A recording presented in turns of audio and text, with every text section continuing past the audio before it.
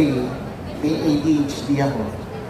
Baka dinala ko sa SPED or baka hindi ako kabilang sa mainstream. So because I can see some kids being diagnosed, SPED, hindi kasama yung typical people. And then merong, I have, my best friend pala is ASD. Meron pala siyang, nasa spectrum pala. I didn't know that he is, yung tinatawag na autistic. They are not called autistic anymore. It is ASD. ASD. ASD, Okay. Autism Spectrum Disorder. So I wanted to write about us. About us. That we are here, nakapag nalaman yung may ADHD ako.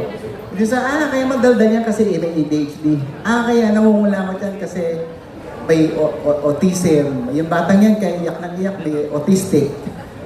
But there are typical children who cry and cry, nagme-meltdown, but you just don't label them. So, yung iba na may misunderstood nila, I posted my diagnosis last time, may nag-comment. Why did you post it? Ayaw mo palang malabel. It's not that. Ang ibig kong sabihin, pag meron kang ganitong condition, hindi dahilan yung condition mo kung bakit ka ganon. You got it? I get it. Okay.